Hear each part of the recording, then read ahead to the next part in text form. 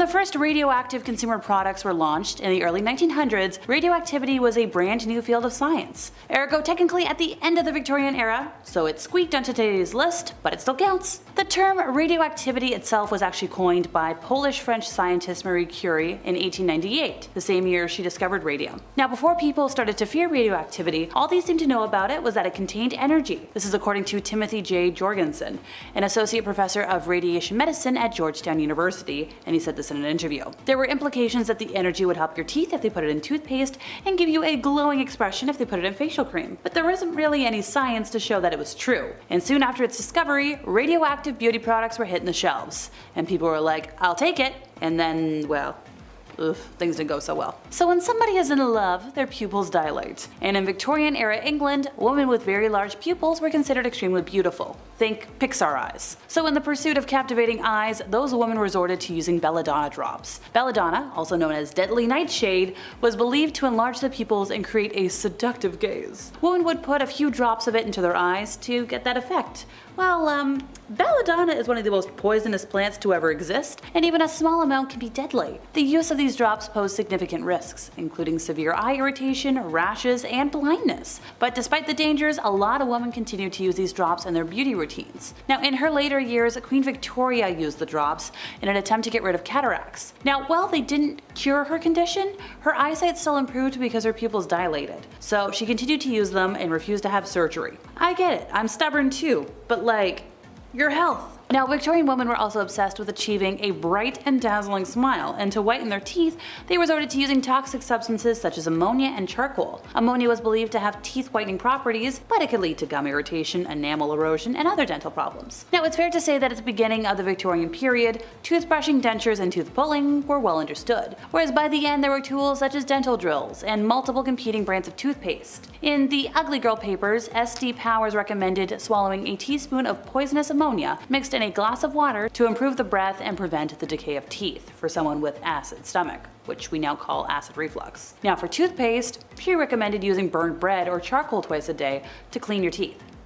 Ow. In the guide, Personal Beauty, How to Cultivate and Preserve It in Accordance with the Laws of Health, the author recommends that if somebody's teeth are beginning to rot, they should use a mouthwash made with brandy, spirits of camphor, and myrrh. Swallowing spirits of camphor can lead to death, by the way, although it is used for infection and healing in vapor rubs. For toothaches, no snow lozenges were easily available for purchase at a local pharmacy and were also believed to cure coughs and colds. Now obviously they must have been popular because a lot of folks got addicted. Wonder why? Perfumes and fragrances were an integral part of Victorian beauty rituals, but a lot of those perfumes contained toxic ingredients that posed health risks. Some perfumes were made with substances like mercury, which could be absorbed through the skin and led to mercury poisoning. A lot of women also used fragrances that contained substances like nitrobenzene, which is highly toxic and can cause skin irritation, respiratory problems, and liver damage. But despite the risks, the allure of intoxicating fragrances led these women to continue using these poisonous perfumes. What? Is there anything wrong with vanilla? We've all heard of the age-old myth that plucking a hair will cause 3 rougher and darker hairs to sprout in its place. It's false, but it's still told to people to this day. I heard it growing up. And instead of using tweezers or shaving, experts back in the Victorian age had a variety of suggestions, including a seemingly harmless practice of drying out the skin with a paste of wood ashes so that hair would just rub off. Yeah, and it only gets worse from there, folks. Someone also suggested killing 2 birds with 1 stone by whitening your forearms and removing hair at the same time. To do that, well, let's see. You gotta use chloride of lime, which is a chemical used to bleach cotton, followed by a vinegar rinse. At the very least, folks were told to do this by an open window, because it was made known that the chemical can eat away your skin if it left on for too long. And that just sounds awful. Stick to shaving cream. Before the invention of fake bakes and spray tans, and that being all the rage, paleness was the must-have beauty trend. In history, white skin as white as snow, was a sign of modesty and virtue in a woman. However, a pure white porcelain complexion is kinda hard for a healthy person to attain naturally. So women went to extreme lengths to whiten their skin and attain that highly sought-after virtuous look. And yes, it was also done for medical reasons, but like, people just were vain. We still are. The practice is 3,000 years old but became fashionable in the Victorian years. We're gonna call it red lighting, and it was the practice of making a small incision in somebody's arm, and then you were given a pole to squeeze until a sufficient amount of fluid spills out. You collect the redness in a bowl underneath the incision, and the idea was that whatever you're suffering from was carried in fluids. And if you took enough out of the system, goodbye illness. You would have less of a sickness or a toxin inside of you, and your body's gonna regenerate fresh redness, and whatever's left, well, it can be fought off. One of the more popular methods for fashion purposes though was just self-inflicted red spilling through the application of fluid-sucking leeches. Where would these ladies put them? Well, the ears. You wouldn't see it there. And that's how you can drain your redness in a controlled fashion. And thus you can also get the color out of your face, because at the time, if you were super done up, super make-upped up, well, somebody thought you were a lady of the night. Or an actress. Both were just as bad. In the 1800s, curly hair was popular. Early curling irons were tongs that needed to be heated in a fire. So if a woman pulled the curling iron out of the fire and applied it to her hair too quickly, it would be so hot that her hair would literally burn off. As a result, baldness became a common problem for women in the Victorian era, because even if they became skilled at curling their hair, it was still a lot of strain on the scalp to constantly style it in tight curls. Women didn't seem to put two and two together and tried multiple remedies of teas and medicines. It was even suggested that hair should be bathed with ammonia and water to stimulate growth. Once again, folks, exposure to ammonia can cause respiratory problems, burn the skin, cause blindness, need I go on? One expert suggested a mixture of equal parts sulfate of quinine and aromatic tincture for baldness and loss of wet eyebrows in a fire. She also advised women to avoid having their curling tongs make direct contact with their hair, which a lot of folks didn't realize until it was too late. In other popular hair trends, yeah, we're going to talk about ammonia a bit more. It was a common ingredient in Victorian hair care, and it was used for a lot of purposes. It was used to make your hair grow, but also to get rid of hair, because it was believed to have hair stimulating properties, but it could also cause severe damage to the scalp and follicles. You could get hair loss, scalp irritation, and once again, respiratory problems. But despite the risks, women continued using ammonia-based hair products in their quest for luscious locks. So during this era, a lot of folks died of consumption, tuberculosis, and the society had a creepy fascination with death. I'm gonna cite this again. In the Ugly Girl Papers by S.D. Powers, she declared that the clearest, most beautiful complexions were seen on people in the earliest stages of consumption. These women were constantly vomiting redness, and Powers claimed that this was actually purging the impurities from their body, which made their skin clear, white, and quote-unquote perfect. How to replicate this? Well, she advised that folks eat as little as possible. This would allow them to maintain just enough strength to function while also weakening their bodies. She suggested a meal plan that consisted of a handful of strawberries for breakfast, half an orange for lunch, cherries for dinner, and if you must, it was okay to have a little bit of warm broth. Powers also believed that ammonia carbonate and powdered charcoal was a must in any woman's beauty regime. These toxic chemicals were supposed to sit on women's faces. In addition, women were instructed to take a variety of medications every 3 months to purify their red fluids, although they were just making themselves sick to achieve the look of being close to death.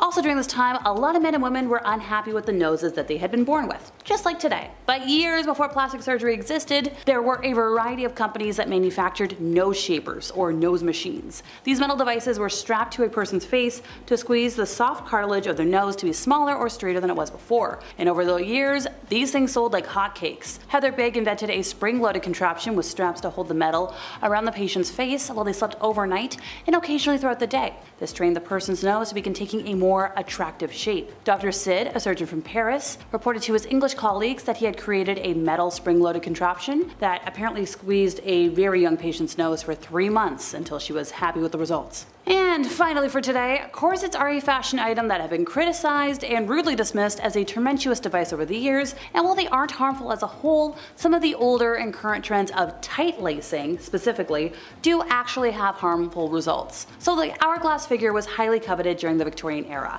and some women, only some, went to extreme lengths to achieve it. Tight lacing a corset would cinch the waist and push up the breasts.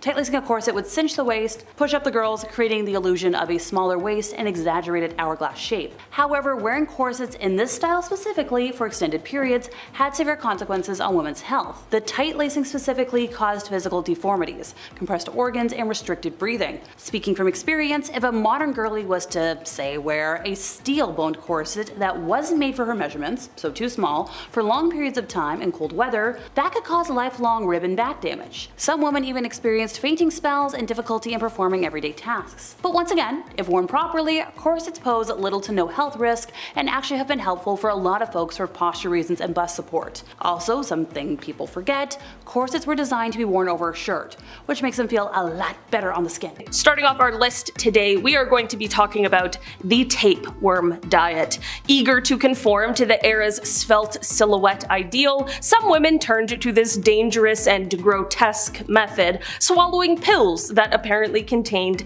tapeworm larvae. The rationale behind this shocking practice was straightforward, get ghastly. Once ingested, the tapeworms would reside in the intestines, consuming a portion of the host's ingested nutrients, thereby reducing calorie intake and promoting weight loss. This method offered a twisted sort of convenience, allowing one to eat without absorbing all the calories. However, the reality was far from glamorous. Hosting a parasitic worm surprisingly came with a litany of health issues, such as nausea, weakness, diarrhea, and severe abdominal pain. The worms could grow to alarming lengths within the intestines, leading to dangerous blockages and even more severe nutritional deficiencies. The tapeworm diet starkly illustrates the perilous lengths to which Victorian women would go to achieve the era's beauty standards, sacrificing their health in pursuit of an idealized form. Next up, a little less gruesome than the tapeworm, but still fairly bizarre, we have eating chalk or drinking vinegar. Some Victorian women adopted dieting tactics that would raise eyebrows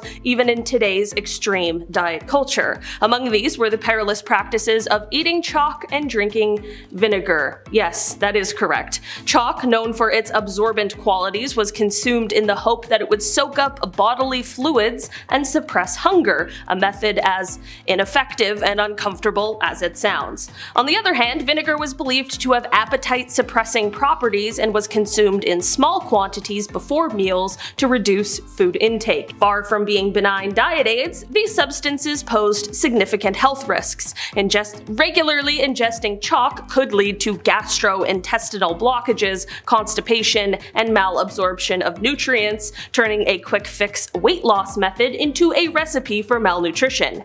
Vinegar, while definitely less bizarre than chalk, I will definitely admit that, could erode tooth enamel or irritate the stomach lining, causing a host of digestive issues. These practices highlight the extreme and often misguided lengths to which Victorian women would go to conform to the era's beauty ideals, enduring discomfort and risking their health for the sake of slimness. Next up today on our list, we have the Belladonna eye drops. In an age when batting large, luminous eyes was all the rage, Victorian women went to astonishing lengths to achieve the wide-eyed innocence that was in vogue. One of the most perilous beauty hacks involved using eye drops made from Belladonna, also ominously known as deadly nightshade, a plant as toxic as it is beguiling. I have one rule: stay away from things that are called deadly. It's just a thought. These eye drops would dilate the pupils, creating the sought-after look of youthful, bewitching eyes akin to those of a startled doe. But the beauty came at a cost far greater than just a few pennies at the apothecary. The side of anything but beautiful, ranging from blurred vision and light sensitivity to severe eye pain and even the risk of permanent blindness. The systematic absorption of belladonna could cause an array of disturbing symptoms such as rapid heartbeat, hallucinations, and dry mouth. Yet, despite these grave risks, the allure of achieving the ideal of ethereal, captivating eyes drove women to repeatedly subject themselves to this dangerous practice. It seems that even in the Victorian era, the saying "beauty is pain" was taken quite literally, with a bit of a toxic twist there. Next up today, we have arsenic. Alright? I'm not going to expand on that. In the Victorian era, when pale, unblemished skin was a hallmark of beauty and an indicator of upper-class leisure, women went to extreme lengths to achieve and maintain this sought-after complexion. One of the most hazardous methods was the use of arsenic, a known poison, which women ingested in small doses in the form of wafers or applied topically as lotions. The idea was that arsenic could provide a translucent pallor to the skin, a look highly prized by society and associated with a genteel life far removed from suntanned labor. However, this beauty regimen came with dire consequences. Arsenic is a cumulative poison, meaning that it builds up in the body over time, leading to a host of severe health problems. This could include stomach pain, vomiting, hair loss, convulsions, and ultimately, if ingested in large enough quantities or over a sufficient period, death. The tragic irony of the situation was that while women sought to emulate an ideal of vitality and youth with their porcelain-like skin, they were, in reality, ingesting a substance that could lead to their untimely demise. In Victorian times, female elegance was epitomized by the hourglass figure, dramatically cinched at the waist by tightly laced corsets. These garments, often laced as tightly as physically possible, sculpted the body into the desired shape, but at a high cost to the wearer's health and comfort. The relentless squeeze of the corset could deform the rib cage, compress internal organs, and even cause the fainting spells so stereotypically associated with Victorian women, likely due to restricted breathing and reduced oxygen flow. Beyond the immediate discomfort and breathlessness, long-term corset wear could lead to chronic issues, including digestive problems from the upward pressure on the stomach and intestinal damage from the unnatural reshaping of the torso. Despite these dire health implications, the societal pressure to achieve this wasp-waisted beauty ideal was immense, leading countless women to endure the daily torture of lacing up. The corset was not just a fashion statement, it was a symbol of femininity, respectability, and social status.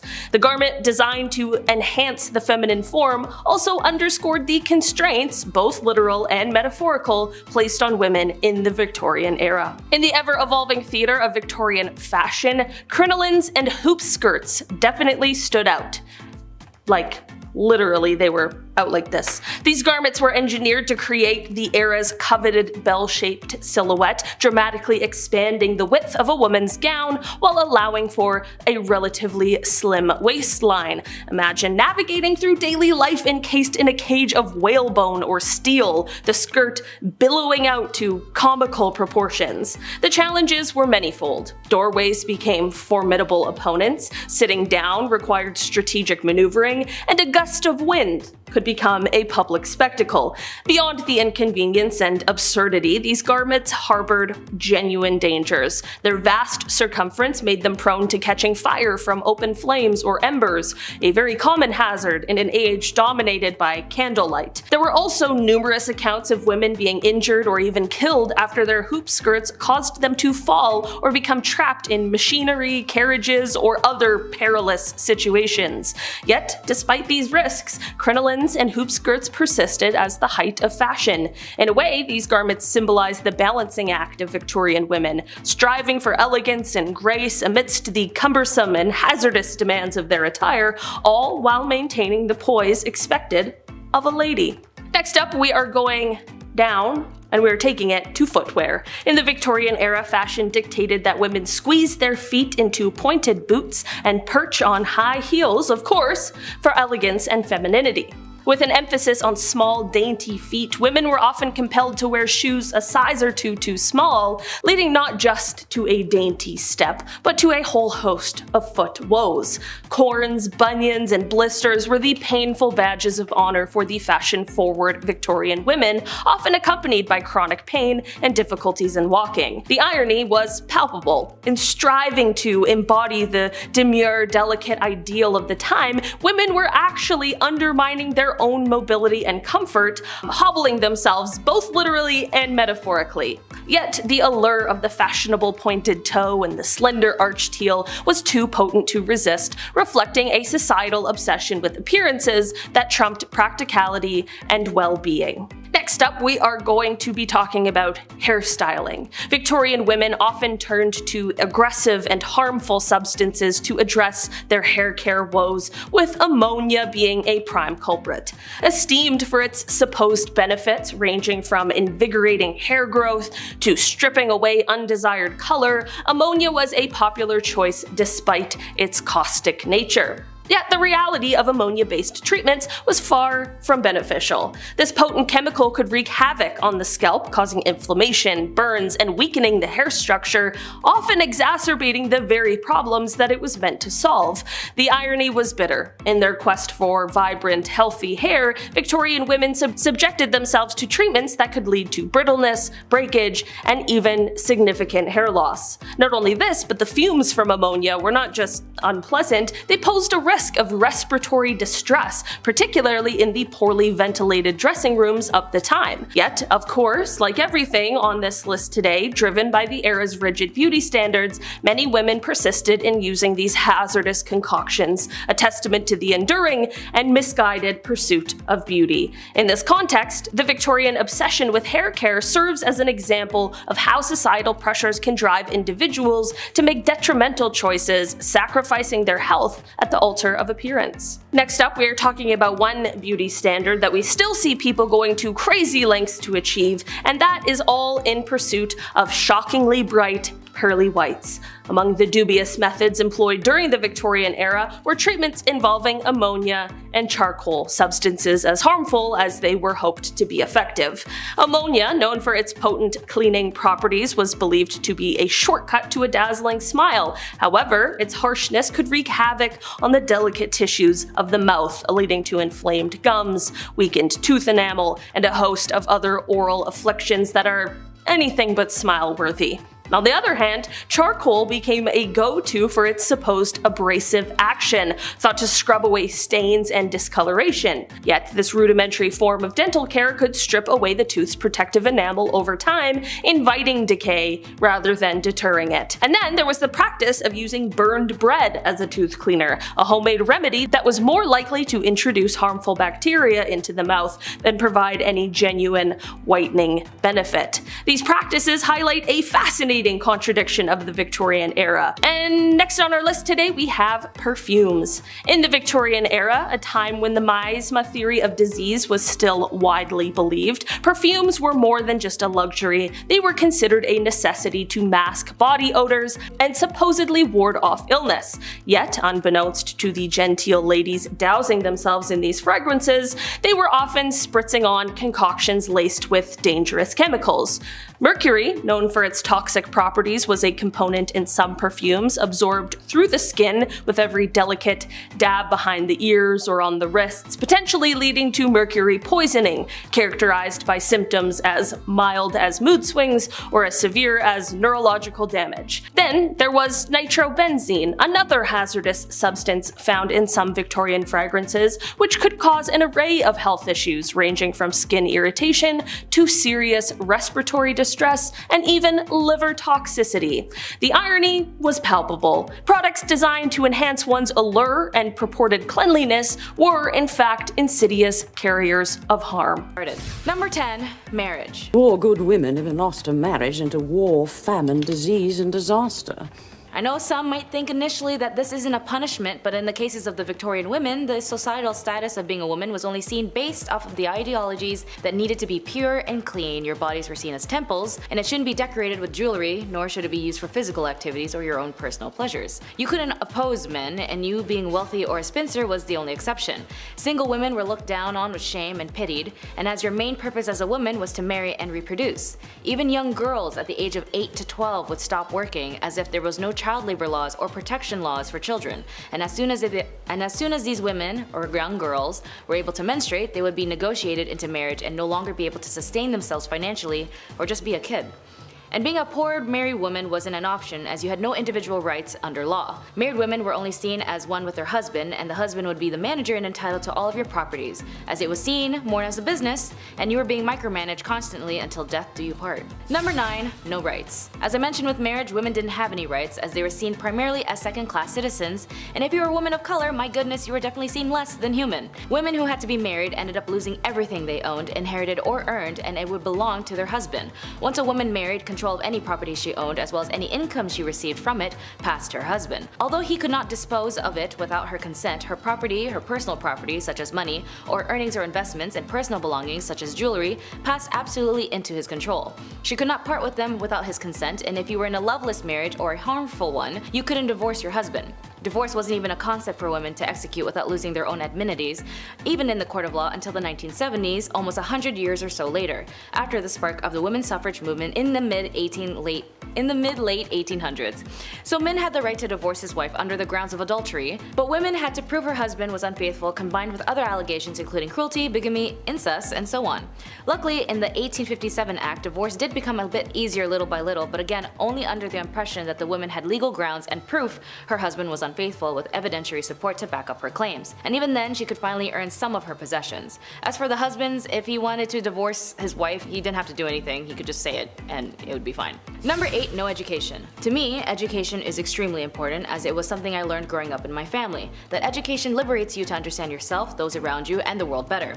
And for women in this era, they were received less education than men. They were banned from universities and could only obtain low-income paying jobs as she was not allowed to follow a profession as they were all closed to women. And the irony of them having Queen Victoria as the reigning accolade of this era, a woman and women of these times couldn't get an education to liberate herself or her children from defamation if the husband no longer sees her as a useful asset. So for women, especially those who could afford it, was raised in a privileged household with financial backings and exceptional family background, her education was only seen as accomplishments. Like, oh darling, she's a very accomplished woman, is something you might hear in these type of movies that depict the era, which only indicates that she had artistic talents like singing, dancing, and knowing foreign languages, and anything to help earn them a husband and be a benefit in the house. Even doctors at this time believed that if a woman studied too much education, she would stunt her ability to reproduce. Wild as hell. And when university allowed women to attend their lecture halls, their families would actually forbid them from going, worried that it would prevent them from finding a husband. Number 7. The right to work. Work was only available to those who had no choice, as their societal status prevented them from leveling up to the ladder to have a better life independently. Even more so, women who were labeled as part of the working class, these women fueled the industrial revolutions, making up to 60 to 80% of the working force in light industries such as cotton manufacturing. Even more so, those who were labeled as part of the working class, women of this era fueled the industrial revolutions, making up to 60 to 80% of the workforce in light industries such as cotton manufacturing. Women that had jobs outside of the home made them less likely to marry, leaving them with no choice but to stay in undesirable situations that made them undesirable themselves. In one study by the Buffalo State had noticed classing women and children together as helpless creatures needing the protection of strong men. They were indignant at the knowledge that women had to support themselves, that they had suffered degrading wrongs as working women. So for some, they'd have to result themselves into committing adult work, or even for some unfortunate circumstances, be sold into adult work as they had often had heavy debts from predecessors or even used as bargaining chips for their partners. Poor women were not regarded as the Victorian society as they could not fight back, as men had captured these women, straight up kidnapping them and kept them at their house. Differences in societal classes led to some women being ignored and unacknowledged in society for economic reasons and for the pleasures of some men. Women of the night had no exits of this profession and were stuck in this life, and they would be beaten, tormented, as this was obviously shamed on, as well as being arrested, which would lead us to number 6. Number 6. Women who were in prison. In some revolutionary standpoints, being in prison might make you look like a hero or a villain, as it depends on what you were doing or what you stood for. For the Victorian era, women who had been the most vocal at this time for a multitude of things like women's rights, the women who were caught in the act of selling their bodies in order to obtain financial means would be arrested and sent to prison. But even women who were not adult workers would be arrested. Women who had premarital pregnancies, truancies, or adultery, or kept bad company would also be arrested. They would be sent to prisons or reformities, as for women of these times, a small step off of the Victorian pedestal made for a long fall. Women sent to prison in the Victorian England were subjected to regimes whose project was to enforce idealized femininity. This individualized treatment aimed at more regeneration than discipline and was administered by an entirely female staff aided by middle-class philanthropic lady visitors. Considering women were placed only into 2 categories, being a wife and a mother, the reality is that they lived in a world that discriminated heavily against them. Due to their superior physical strength, men considered themselves the dominant sex and sought to keep women subdued for as long as they could. Number 5. Prison life. Being accused of being an idle and disorderly woman seems like a very vague and inconvenient statement today, as it holds no worthy of prosecution, but for these women of these times, you would definitely go to jail for that.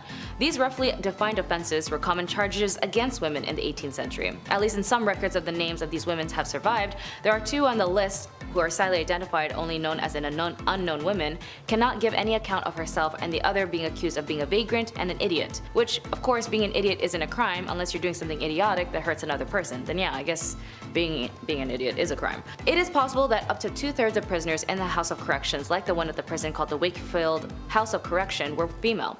Beating hemp was the usual form of hard labor, as well as if the women refused to comply or being able to commit to tasks, whipping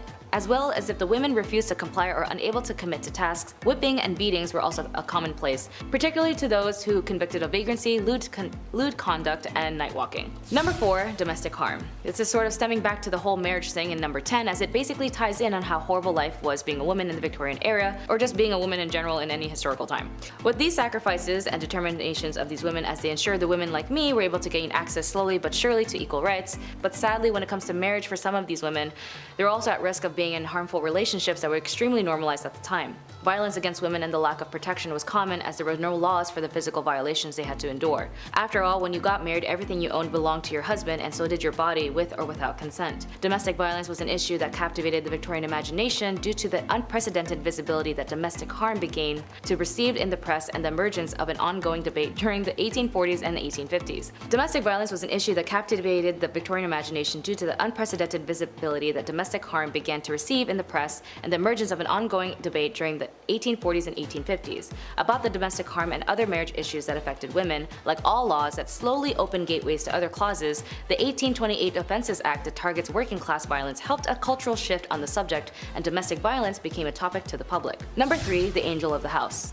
Or the angel in the house. When it came to the liberation, it all stemmed with the women's rights groups fought for equality and over time made strides in attaining rights and privileges. However, many Victorian women endured their husband's control and even cruelty, including sensual violence, verbal abuse, and economic deprivation. And there's no way out of it, as it got worse, as a man named Coventry Patmore published a book called Angel in the House. It consisted of poems and the ideal Victorian marriage, and although it came from a place of grief at the loss of his first wife, the book had suddenly become a staple in women's behaviors in marriages, and then became a standard of their status. A woman's proper role was to love, honor, and obey her husband, as her marriage vows stated. A wife's place in the family hierarchy was secondary to her husband, but far from being considered unimportant. A wife's duty to tend to her husband and properly raise her children were considered crucial cornerstones of social stability by the Victorians. Representations of ideal wives were abundant in Victorian culture, providing women of their role models, and the Victorian ideal of the tirelessly patient, sacrificing wife is what depicted the angel in the house. And for these middle-class women, mimicking the angel in the house gave them more opportunities to find a successful match in marriage. Number 2, the House General. The House General, and a term coined in 1861 by Isabella Beeton in her influential manual, Mrs. Beeton's Book of Household Management, because for women they needed a manual on how to be a good wife, a good woman, and a good so on and so forth. Here she explained that the mistress of the house is comparable to the commander of an army or the leader of an enterprise. To run a respectful household and secure the happiness and comfort and well-being of her family, she must perform her duties intellectually and thoroughly. For example, she had to organize, delegate, and instruct her servants, which was not an easy task as many of them were not reliable. Isabella Beeton's upper-class readers may also have a large complement of domestics, a staff requiring supervisions by mistress of the house. Beeton's advised her readers to maintain a housekeeping account book to track spending. She recommends entries and checking the balance monthly, but also keep in mind this is the same lady who told people to put borax in bread to save money. This may not seem like a big punishment for some viewers, but if you were told that you needed a manual to how to live your life so you wouldn't be kicked out of society, that's not something that's a preference today, is it? And number 1, Asylum. Now, if you're a woman who was out of the realms and just didn't want to be part of society like everyone else, maybe just suffered a series of mental health issues or even just looked ugly, you might find yourself in an asylum. They had such ridiculous reasons to lock up a woman, as I mentioned in the prison section on this list. From being a vagrant, disorderly, or whatever the case was, you'd go to prison, or even more so, to the asylum. For some families, if they just didn't know what to do with you, they just toss you into the asylum for not being complicit. In an investigation by a very passionate and amazing writer named Nellie Bly, she had experienced firsthand on the field of the mistreatments, the devastating conditions, and harm patients had to endure. In her report published in 1887 and later published in the book 10 Days in the Madhouse, it caused such a sensation it prompted the asylum to implement reforms and shed the light on the significant impact on American culture. Number 10, Queen Victoria. It's all Bly herself, Her Royal Majesty and Queen of the British Empire. Queen Victoria. She's responsible for a lot of things, including a nice long holiday in the summer where dads get to be irresponsible with fireworks. Nice. All fun jokes aside, she was the queen of the monarch and she wasn't the worst queen ever, but during her reign the British Empire had never really been stronger, as it took part in absorbing many smaller nations into the empire. And they didn't ask nicely, if you catch my drift. India, China, and a lot of parts of Africa. Africa had a rough time back then. It was pretty hard for that continent. They all felt the wrath of the Queen's expansionist fist. It's really sad, actually. Goddamn. Number 9, thieves. Times, specifically in Victorian London, weren't the best. It most certainly wasn't the cleanliest place on earth, and there were orphans asking for more porridge. I don't know. I didn't read the book, guys. Sorry. Lack of rights, social expectations and pressure, and a lot of double standards. Honestly, it just wasn't an easy time for women. Well, it shouldn't really come as a surprise, but thievery and pickpocketing were often done even by women though. I mean, what choice do you have at that point? The idea of ladies was so ladylike or elegant that it wasn't possible, or at least people thought it wasn't possible, that they could be criminals. What a backhanded compliment. What, a woman a criminal? I certainly don't think so, sir. It's not possible. It's very possible. There are tons of thieves and pickpockets. That's just ridiculous. Number 8, Jane Toppan. Take a trip with me to Boston. We can see Bunker Hill, Old North Church, and Faneuil Hall. Ooh, cool. We could also visit a very nice nurse from the 1880s who was taking care of the elderly. Jolly Jane, as she became to be known, was a nurse who took care of the elderly. And by take care, I mean the same way you took care of your first hamster. Yeah, not so great, was it? Now, how did he know that? I know. She would dose up the old geezers with a healthy Keith Richards-sized dose of morphine. Yeah! There's only so much rock stars that can handle that level of rock and roll. And guys, Grandma and Grandpa, they're not one of them. They can't handle that kind of stuff. After that, she would lay down with them and just like chill with the body, because that's what you do. Ugh. Before she was caught, there was an estimated 31 grandmas and grandpas not at the dinner table after having her as a nurse. I'm just gonna lay down right beside you. It's gonna be great. Just gonna lay down. Number 7, Typhoid Mary. My mom wasn't the best cook on planet Earth, but God willing she tried. You know, she really put in a lot of work. Excuse the meme here, but she makes a mean spaghetti though. God, I love mom's spaghetti. I really do. And her cookies. Oh, she makes the best cookies. Everyone should agree with me in the comments section so I can show my mom and tell her she hasn't made cookies in a while. Tell my mom to make some cookies. It's time she makes cookies, man. They're so freaking good. They're the best on earth, I swear. Well, my mother is okay. She doesn't make up the Gordon Ramsay standards. But that's okay, because no matter how well Typhoid Mary made the lamb sauce, it was always gonna make people green, as Typhoid Mary was an asymptomatic carrier of typhoid fever. Yes, that's what we're talking about, Typhoid Mary. Crazy enough, after she found out that she was asymptomatic with typhoid, she insisted upon cooking. She kept going, which got more people sick. Surprise. She was forcibly quarantined multiple times in her life. You can't make this stuff up. Please stop cooking, you're sick. I'm gonna do what I want, you can't tell me what to do. Number 6, Belle Starr. You know, for those who enjoy adult entertainment, her name kind of sounds like it came from there, right? Anyway, she was a cowgirl and outlaw in the 1880s and in the Lone Star State. She was married to an Indian, and oftentimes as a couple would offer help to other outlaws needing refuge at their ranch. In 1883, her and her husband were caught trying to steal a horse. Very RDR of them. And spent time in the old slammer. They continued their outlaw ways until it all went Dutch Vanderland, meaning it didn't go very well. One day, like any other good western, a stranger had come to the ranch, kind of out of nowhere, and gave Belle Starr a taste of the law.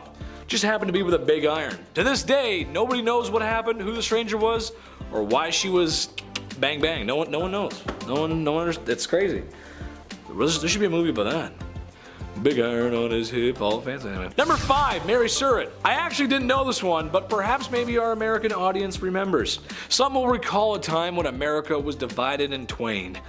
After all, a house divided amongst itself cannot stand. A certain top-hatted, bearded president did his best to restore the Union. It took a lot of years and lives, but he managed to do it. However, some were still not pleased. A one John Wilkes Booth, to be specific, had to ask the president a leaded question, if you catch my drift. Well, after assassinating one of the most beloved presidents in American history, he needed to hide. You gotta hide after that. And Mary Stuart was the woman who'd let him hide. So I think aiding and abetting, as well as harboring the most wanted man in America at the time, counts as scandalous. She also had some other anti-union behavior as well. That's not good. Naughty, naughty, not very nice. Number 4, Lizzie Borden. Lizzie Borden took an axe, gave her mother 40 whacks. When she saw what she had done, she gave her father 41. Isn't that nice? Oh boy. Yes, that's right, the late 1800s teenage daughter who maybe perhaps pulled an O.J. Simpson. Nah, we're not sure, I don't know. Maybe she did not sort of brutally unalive her families. No one else was found at the scene, and then she was acquitted. That sounds just like OJ. Which, given how women were treated back in the day, is kind of strange because it just feels like women who are clearly not guilty were punished for stuff they didn't do, and women who are for sure guilty get off free. Her alibi was that she was in the barn when it happened, and then she walked to the house and Mom and Dad, what's going on here? Let me just wash off my bloody shorts here. What? Who did that? What? That's crazy. Number 3, Mary Ann Cotton. Marriage can be tough, sure, but Mary Ann Cotton is the reason today you can't collect on life insurance when your spouse mysteriously, get your finger quotes out, mysteriously passes away. It all started when she predicted the passing of her stepson, and then it happened. That's weird. After that, it was her husband here, and then another husband there, and well, it's starting to get a little fishy, don't you think? Well, once these unexpected passings were looked into, they all had something in common, something in their tummies. Arsenic. Yes, she was getting rid of her husbands and then trying to claim the insurance money. Evil, but ahead of her time, like 50 years ahead of her time. That's insurance fraud. That's interesting. Well, it's also like cold-blooded, calculated unaliving, you know, but insurance fraud too. Number 2, Tilly Kilmick. Okay, how about a literal psychic who knew when all of our late husbands were going to pass? In the late Victorian era, Tilly Kilmick was first found predicting the passing of scruffy wild dogs in the ghettos of Chicago. It's kind of a weird thing to say, like, yeah, see that dog? That dog's not gonna make it. The dog? No, he's not gonna make it. Anyway, somehow she always knew when they were going to expire. Then it was her late husband of 29 years. That's kind of strange, 29 years, and he ends up, that's weird. After cashing the insurance money, which she got immediately, she started dating immediately, where oblivious man after man kept passing, and very shortly after she married more and more. Well, she was a regular Mary Ann Cotton, to say the least, as she too was using arsenic on her husbands to collect insurance money. She eventually was arrested, and her stipulation for being in prison was that she was not allowed to cook for anyone. I think that's fair. That's good. Don't let her cook. That's a good idea. Number 1, ladies of the evening. Love them, hate them, or spend a lot of money on them in Vegas. That's Las Vegas, baby. The era was defined by them, especially in London. Whoo, baby. I mean, at night you really couldn't walk anywhere without a fair lass daintily waving her hand in hopes of luring in a customer, which wasn't really an issue given that bedroom-related sicknesses were at an all-time high. Syphilis specifically had shockingly high percentage of the population and would make you think twice. Well, it would make us think twice, it would make me think twice, but people back then, they kinda just went for it. Right, is something wrong with you, love? I don't care, let's go anyway. Kicking off the list at number 10, a lot of hair. To kick off this wild part 2, I had to include the tale of the woman who ate her own hair. Why did she do it? What happened? How much hair? Well, let's find out. All the questions about to be answered. The Liverpool Daily Post back in 1869 got the attention of those passerbyers with this one. A 30-year-old passed away in the village of Lincolnshire. That's not too far off from the average life expectancy of the 1800s, but this case was a little odd. Something was off about it. So doctors asked the family if they could carry out a post-mortem, and lo and behold, a 2-pound solid chunk of hair was sitting in her stomach. It caused ulcerations of the stomach and ultimately caused her death. What a horrible way to go out. The woman's sister did note that over the last dozen years or so, she had been casually eating her own hair. Just one piece every now and then. Ultimately, it added up. If you know anybody that's eating their own hair, pass this on. Send them this video. This sounds rather uncomfortable. Number 9, cat attack. If I have to pick, I would say I'm 100% a dog guy. Cats are cool, don't get me wrong, but this next story freaks me out a bit. Also, I had a cat once and I pulled its tail on it. hissed at me and scratched me and scared the life out of me. So, dogs for sure. Back in 1870, a rich woman had put her time, energy, and resources into cat breeding. What a fun little hobby and lifestyle. She had tons of cats, she loved them all equally, and they loved her. I'm allergic also, so this story is my nightmare on a level. But it does sound like a cute time, I'll admit, that's a nice way. Especially like in the Victorian era, what a lovely little pocket of fun. 1800s, a lot of candles, everything being extremely flammable, disaster hit often in Victorian times. And in 1870, a fire broke out of this young woman's home, and the cats were sadly trapped in the house. They made it out alive, but by the time they made it out, the two maids that had kicked the door open to rescue them, they had gone full primal. The cats just attacked them and it was all bad. The fire in the house had obviously scared them, so when the doors were open, these two maids were both attacked by them at full force, essentially, all of these cats. Like, what a horrible thank you for saving all of their lives, you know what I mean? Number 8, quick divorce. Let's just say the love thing isn't working out, okay? It happens, people change, but now what? Say it's the Victorian era, but divorce in England isn't allowed until 1857, and it's 1856. So now what are we gonna do? Well, considering what list we're on and which part it is, it's pretty wildly unfair. If you were the wife, you were getting sold in this scenario. How horrible is that? Wife sellers, they were a thing. That was a legitimate business. How horrible. Yeah, you were getting sold if you were the wife. How horrible is that? Wife sellers was a legitimate business. There were auctions. Public auctions would be done. You would watch people bid on marrying your wife. At like noon, middle of the day, people are walking by like, oh, do I have any change? Hang on. This is insane. One real sale that happened in 1862 was in Selby. The asking price was a beer. The asking price for this person's wife was 1 pint. Sold, just like that. That's crazy. Sold, drank, now I'm married. That's insane. Other times, most of the time, it was a rather expensive exchange. I feel like there are plenty of cases where this would honestly be the ideal scenario. Just get it done in one day, whatever. Peace. See you again. Bye. You're the worst. Number 7, the Great Famine. We're gonna lean out of wife selling for a hot minute and include the boys for this one. Yeah, come on back in, you're all guilty. The Great Famine took out everybody, not just Victorian women, of course. Back in 1845, potato crop that a lot of the Irish population was relying on was no longer available all of a sudden. A group of microorganisms just wiped them out, just like that, and in result, around 1 million folks died or had to leave. It was draconian law and British ruling that made the exported food hard to reach people that really needed it. So this famine led to Irish independence and anti-union movements. Little fun bit of history I had to include on this one. Number 6, the Brooklyn Theater Stampede. And we're back to absolute horribleness. Here we go. I love the theater. When the pandemic shut down plays, I actually felt pretty sad. I like sitting in full rooms watching a guy in a fake wig monologue about Mozart. Like, that's my ideal Saturday night. That's the best. I don't want that to not be a thing anymore. I love theater. But today we have an obnoxious amount of distractions that can take you out of the experience.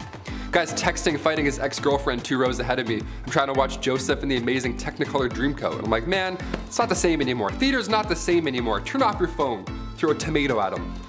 It can be distracting. Exit signs can also be pretty distracting. But we need them. We definitely need them.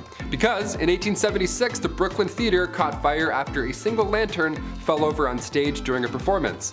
This was 1876. Everybody was wearing flammable attire. There aren't emergency exits yet. A fire marshal hadn't come in and counted heads at this point, so it was a disaster. 278 people lost their lives. A monument was put up after the incident. It shook the town. It was absolutely horrible. I read about this and I was like, that's horrible. We got included in. This is a horrible list. Number 5, the hobble skirt. Yeah, so when people can't get out of burning theaters, it's stuff like this to blame. Just from this 1910 headline alone, I'm glad we don't have hobble skirts anymore. The June 12, 1910 headline reads, "The hobble skirt is the latest freak in women's fashions." The latest freak. Skirts that are so tight around the ankle that locomotion is seriously impeded and speed is impossible. Nice. I'll take 2, debit. Doesn't that sound like a bad time? Why would anyone want this? Sounds like you're gonna be late for everything. French designer Paul Poirier made these to free the bust, to free the, have a lot of room in here, whilst shackling the legs. So you in turn you can't move. Just what you need to move around uneven stone roads, I guess. Love the practicality on this one, Paul, thanks. Despite how ridiculous and unsafe the hobble skirt looks and acts, only the wealthy could afford such a thing. Shoot, oh man, must be nice. I'll just be over here wearing jeans like an idiot. Middle and lower class women wore skirts with slits or buttons so they could, actually walk around. Yeah, what fools. Oh, sorry, you want a button? I don't speak broke, sweetie.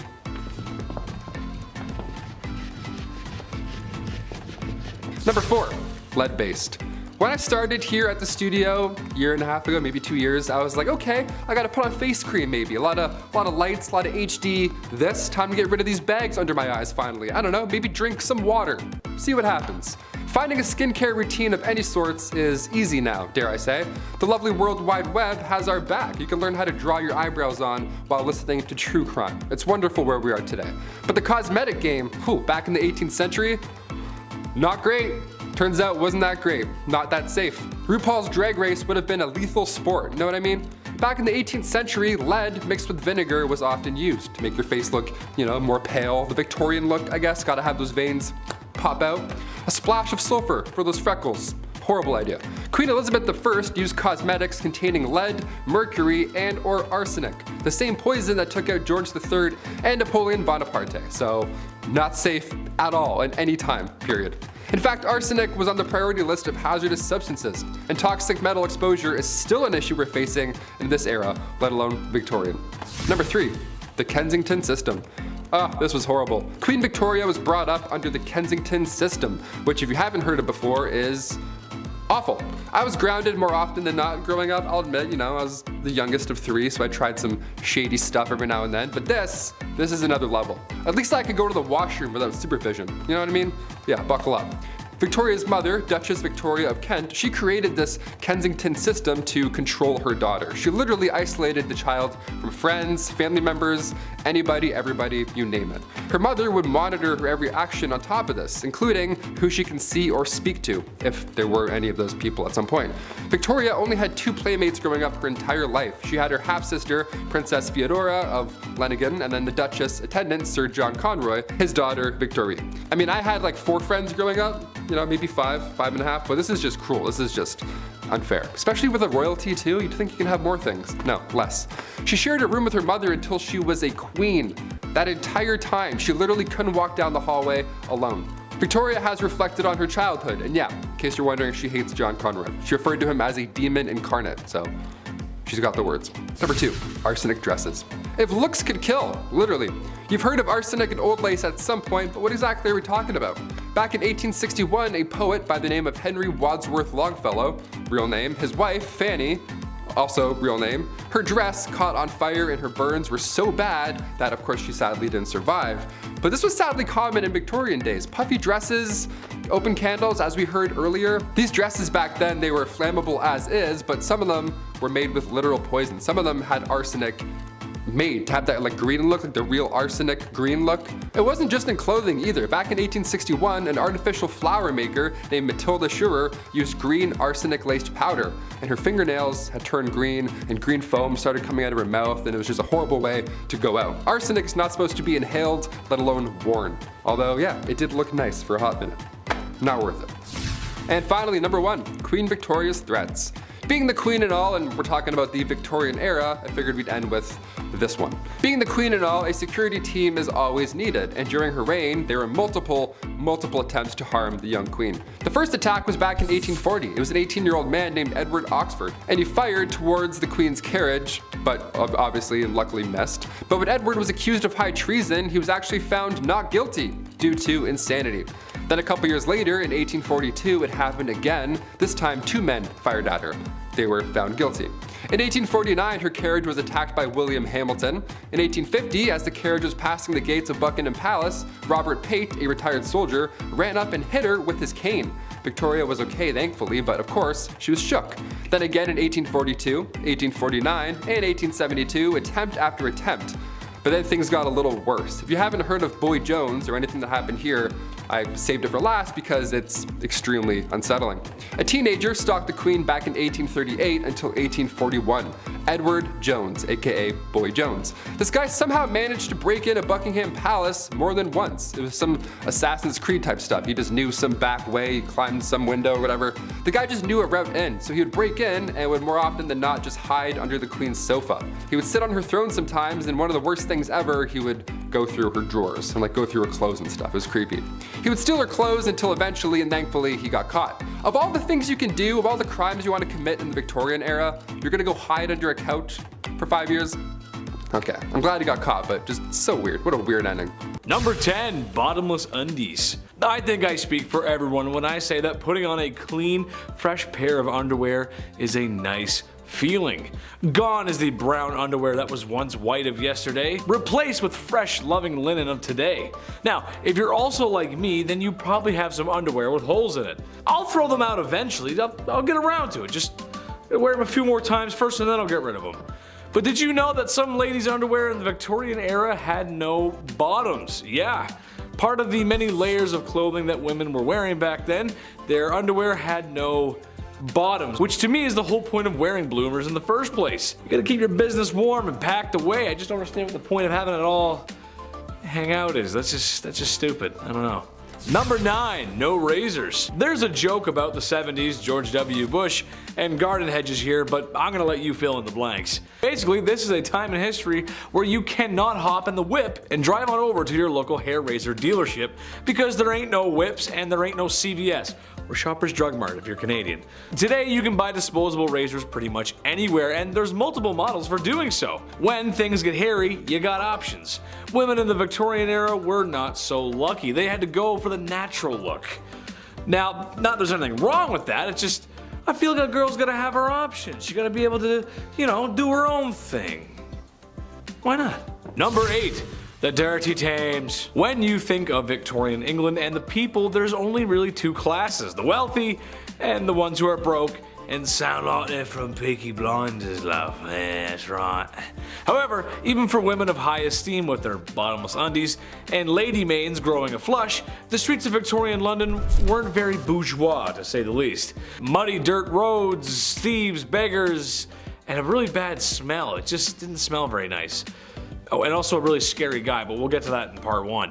But perhaps the most disgusting was the Thames River, which after years of treating it the same way Brendan Fraser was treated after the Mummy franchise was over, it wasn't a good look. It was full of filth, sewage, garbage, and animal cadavers, so much so that it was said you could walk across the river on top of them. That is no place for a lady to be. Ooh. Number 7. Calf ear appetizers. This one goes out to all the folks who like their steak well done, as this may be too much to stomach. Given the way food was prepped and handled back then, I would agree with most folks that cooking the devil out of your meat was probably just the safer bet. Sucks for me because I like my steak rare as you can make it. Blue, almost, honestly. I love it like that. I am also willing to bet that most of you folks who like your steak well done aren't a big fan of fat and gristle. I also love fat and grizzle. I just like meat, what can I say? What I'm getting to is calf ear appetizers. Yes, cooked calf ears, which I'm pretty sure are just like pure cartilage. Higher class women could often find themselves at parties where they would serve up this chewy delight. You'd probably just be chewing on that for a while. I feel like most people wouldn't like that. Is Chris a cartilage guy? I don't know, we'll see. Number 6. Hand cleavage. This goes for every inch of the skin, really, but women had to cover up back then. That means no ankles, neck, or God forbid a wrist. If a man saw a wrist, they would act ooh.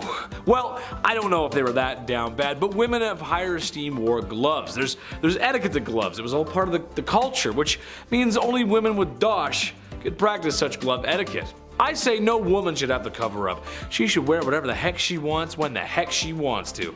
However, with the gloves, I believe there's a separate issue. I have an issue being a big dude with asthma.